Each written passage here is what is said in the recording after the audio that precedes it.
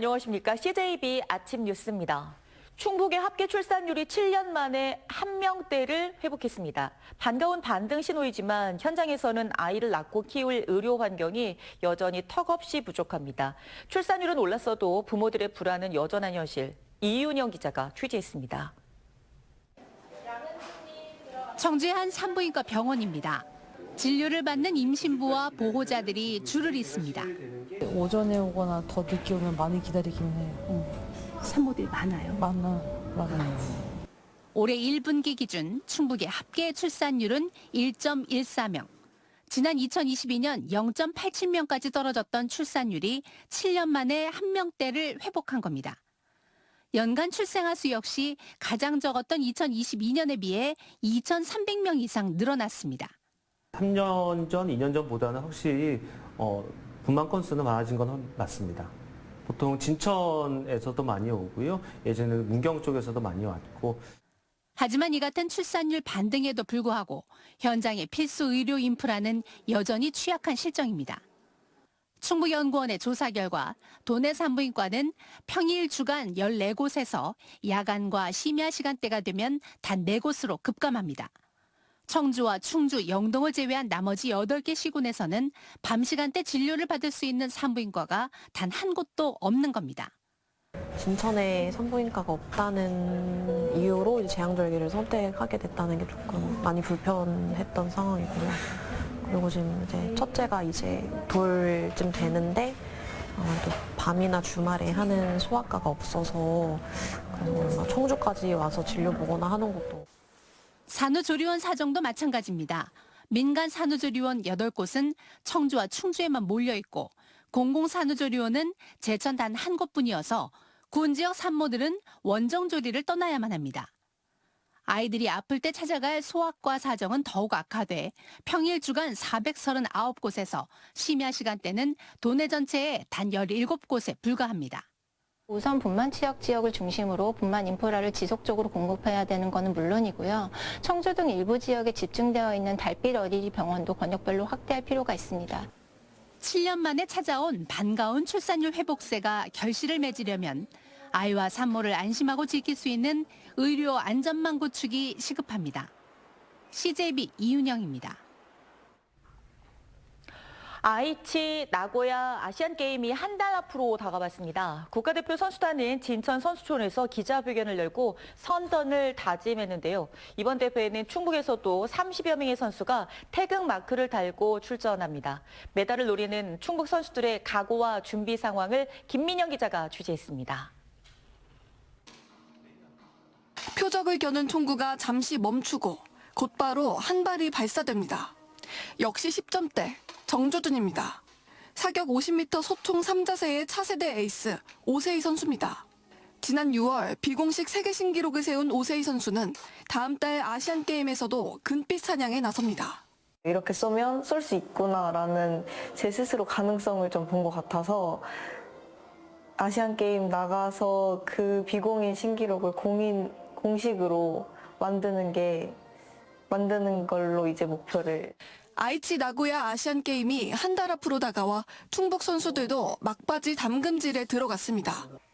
대한민국 최초로 여자 기계체조에서 올림픽 메달에 거머쥔 제천시청 소속 여서정 선수는 8년 만에 아시안게임 금메달 탈환에 나섭니다. 어깨 탈구 부상을 딛고 지난 6월 아시아 선수권 대회에서 정상에 오른 만큼 각오가 남다릅니다. 어깨 부상이랑 아킬레스 부상 같이 오면서 좀 많이 힘든 시간을 많이 겪었는데 대회를 준비하면서 많이 자신감도 많이 회복이 됐고 좀 좋은 모습을 많이 보여드리고 싶은 마음이 큰 것 같아요. 최근 전국 실업 스쿼시 선수권 대회에서 2연패를 달성하며 상승세를 이어가고 있는 이민우 선수는 두 번째 아시안게임에서 첫 메달에 도전합니다.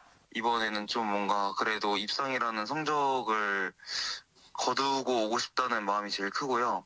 메달 가능성이 높은 혼합복식 위주로 훈련에 집중하고 있어요. 우리나라의 공식 목표는 종합 3위입니다. 하지만 신예 선수들의 깜짝 메달을 통한 3위 이상의 성적도 기대하고 있습니다. 이번에서 일본에서 열리기 때문에 그 어느 때보다도 또 일본이 강하게 나올 것이라고 생각을 하지만 신예 선수들이 또 깜짝 그 메달을 또 딸 수 있을 것으로 저는 기대를 하고 있습니다. 충북에서는 오세희 선수와 여서정 선수를 비롯해 양궁 간판 김우진, 최근 아시아 선수권 대회에서 메달권에 진입한 기계체조의 김재호와 허웅 등 30여 명의 선수가 태극마크를 달았습니다. 다음 달 19일부터 16일간 열리는 이번 아시안게임에서 우리 대표팀은 41개 종목에 800명의 선수가 출전합니다. CJB 김민영입니다. 김종군 진보당 대표는 어제 도청 기자실을 찾아 강한 진보로 충북의 제3정당이 되겠다며 중앙당의 밀착 정치 의지를 밝혔습니다.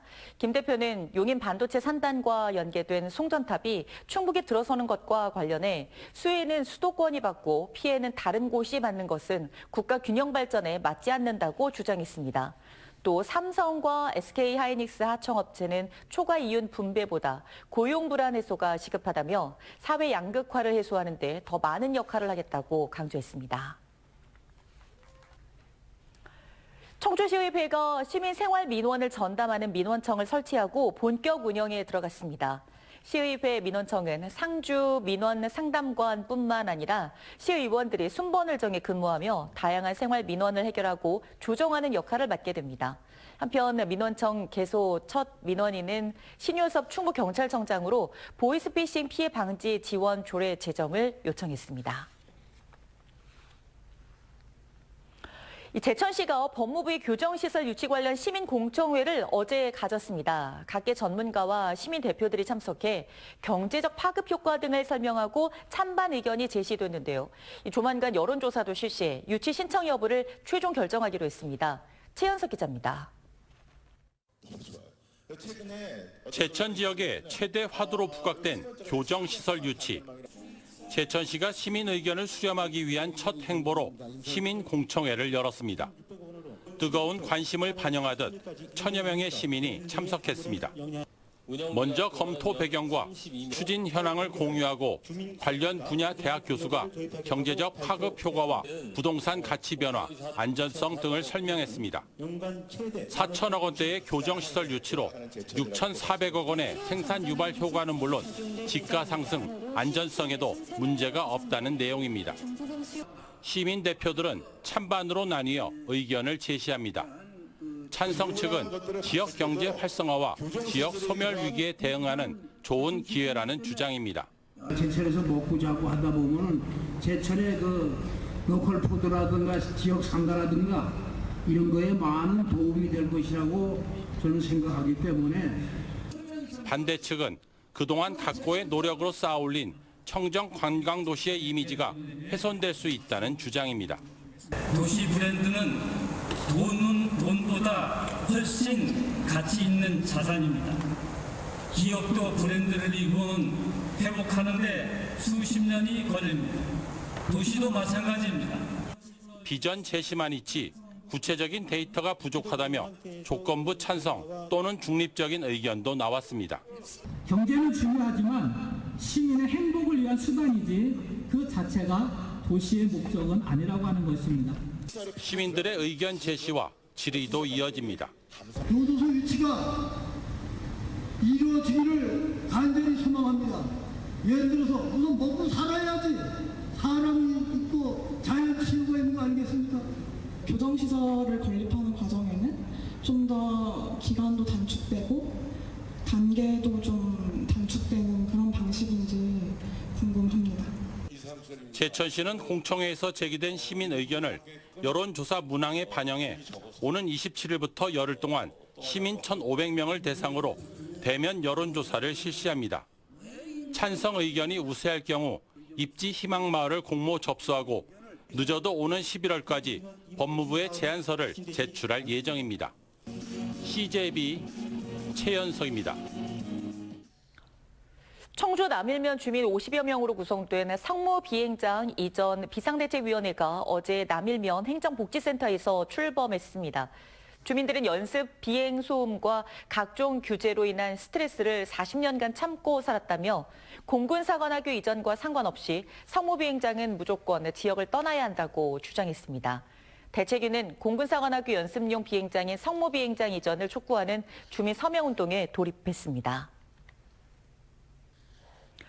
충청북도와 청주시를 비롯해 민관, 산학연 60여 개 기관이 참여하는 충북 창업도시 조성 추진단이 출범했습니다. 추진단은 아이디어 발굴부터 글로벌 진출까지 이어지는 창업기업 성장 사다리를 구축하고 후속 투자 연계 등 창업기업이 지역에서 성장할 수 있는 환경을 조성할 계획입니다.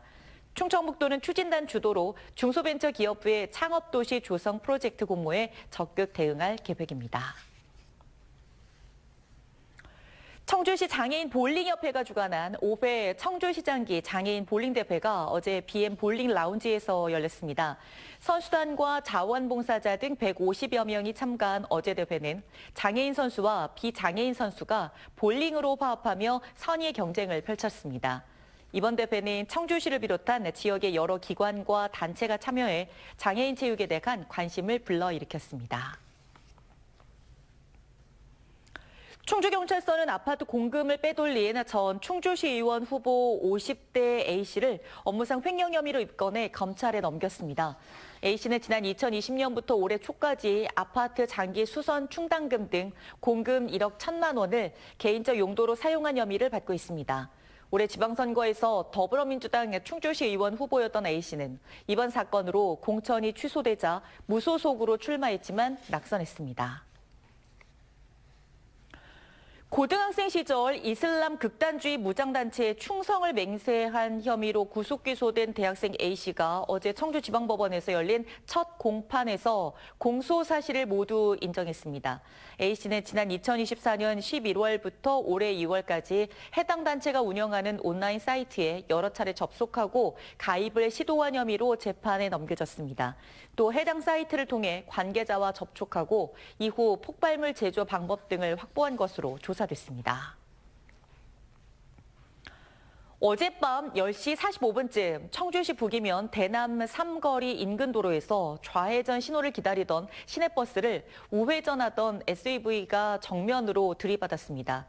이 사고로 30대 SUV 운전자가 심정지 상태로 병원에서 옮겨졌으나 숨졌고 버스 탑승자 28명 가운데 17명이 경상을 입어 치료를 받고 있습니다. 경찰은 정확한 사고 원인을 조사하고 있습니다. CJB 아침 종합 뉴스 모두 마치겠습니다. 고맙습니다.